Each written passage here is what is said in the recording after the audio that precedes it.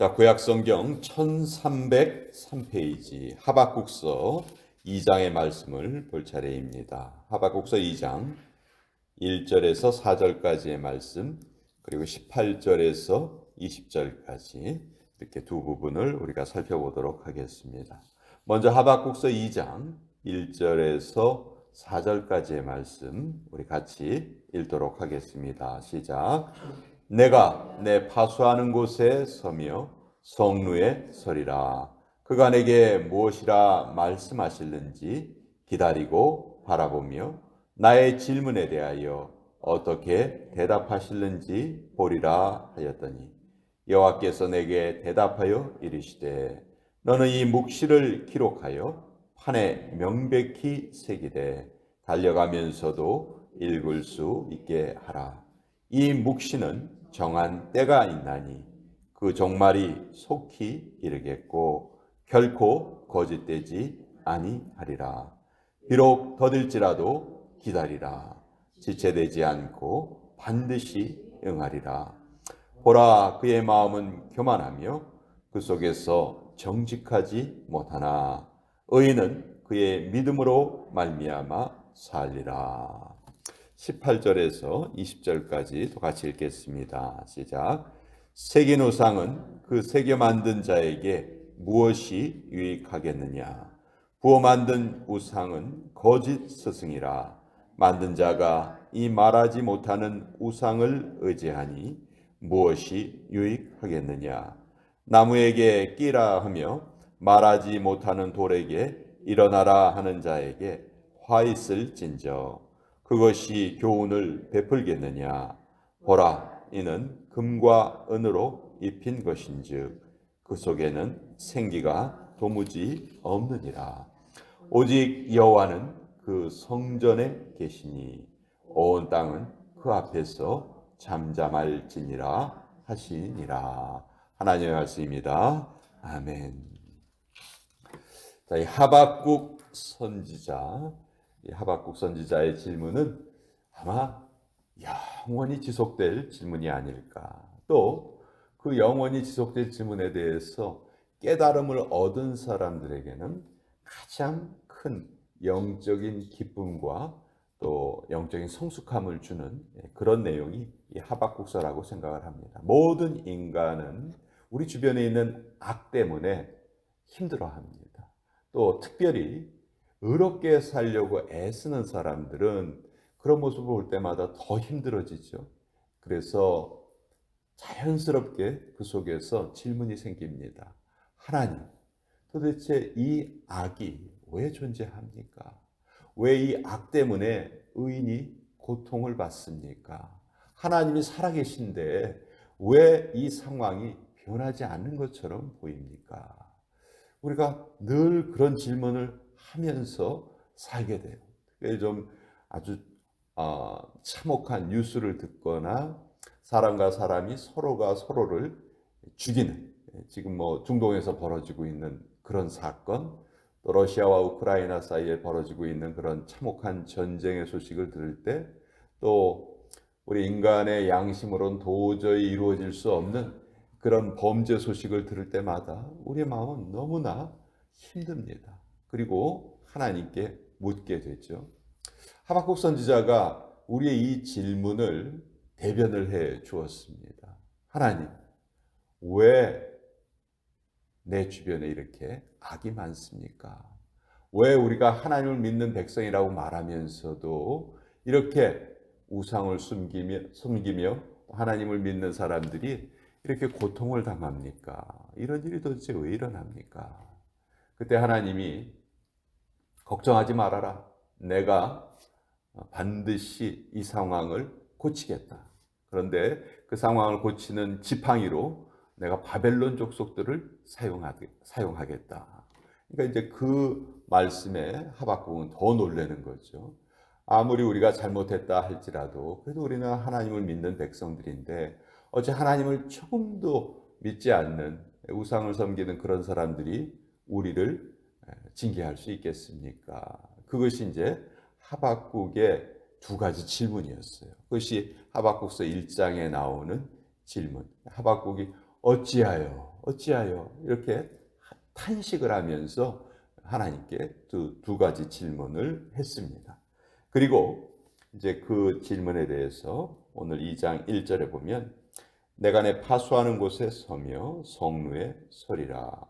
그가 내게 무엇이라 말씀하실는지 기다리고 바라보며 나의 질문에 대하여 어떻게 대답하실는지 보리라 하였더니, 이제 하박국은 자기의 모든 가장 근원적인 질문을 하나님께 하고 그 하나님의 대답을 기다립니다. 근데 이 1절의 말씀을 우리가 잘 깨달아야 돼요. 이것은 하나님이 나에게 어떻게 대답하실까? 내 마음에 드는 대답을 하실까? 나를 만족시켜 주실 대답을 하실까? 그런 마음에서 하나님의 대답을 기다린다는 그런 생각이 아니에요. 우리가 하나님께 기도한다고 하면서 우리 늘 이런 생각에 빠지기가 쉬워요. 하나님의 대답이, 하나님의 응답이 나의 생각과 일치하기를 바랍니다. 오히려 내 생각을 더 많이 만족시켜 주기를 바라는 것이죠. 자, 그것은 기도에 대한 응답을 기다리는 자세라고 볼 수는 없어요. 이때 하박국의 자세는 뭐냐면 어떤 말씀을 하셔도 저는 그것을 하나님의 뜻으로 받아들이겠습니다 하는 그 자세거든요. 정말 기도할 때 우리가 그런 생각을 하게 되죠. 비록 이 기도가 내 뜻대로 응답되지 않는다 할지라도 저는 그것을 하나님의 뜻으로 받아들이겠습니다 하는 그 자세. 그것이 바로 이 하박국서 2장 1절의 자세예요. 내게 무엇이라 말씀하실는지 기다리겠다. 어떤 대답을 하셔도 나는 그 대답에 순종하겠다.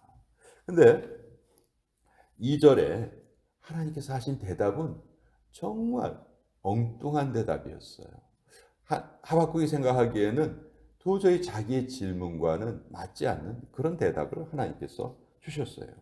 여호와께서 내게 대답하여 이르시되 너는 이 묵시를 기록하여 판에 명백히 새기되 달려가면서도 읽을 수 있게 하라. 이것은 무슨 말씀이냐면 네가 나에게 한 질문, 어찌하여 악인이 고통을 받습니까? 어찌하여 이 세상에 악이 존재합니까? 하나님이 살아계시는데 왜 이런 엉뚱한 일들이 일어납니까? 이 근원적인 질문, 이 질문은 하박국뿐만이 아니고 모든 인간이 정직하게 하나님을 섬기려 애쓰는 인간이라면 누구나 다 이 질문을 하게 되는 거예요. 그러니까 여기 이 묵시를 기록하여서 달려가면서도 읽을 수 있게 하라. 너와 똑같은 질문을 가지고 있는 모든 사람에게 나의 대답을 알게 하여라. 그러니까 이 하박국은 자기 개인의 질문으로 하나님께 질문을 했지만 이 하박국 개인의 질문은 한 개인의 질문이 아니고 우리 정직하게 살고자 하는 사람들의 모든 사람들의 질문이라고 할 수 있어요. 과거에도 이 질문이 있었고 오늘날도 이 질문이 있고요. 앞으로도 이 질문이 분명히 있을 거예요. 근데 그 질문에 대한 영원한 답을 하나님께서 주시는데 그것이 3절의 말씀이에요. 이 묵시는 정한 때가 있나니 그 종말이 속히 이르겠고 결코 거두되지 아니하리라. 비록 더딜지라도 기다리라. 지체되지 않고 반드시 응하리라.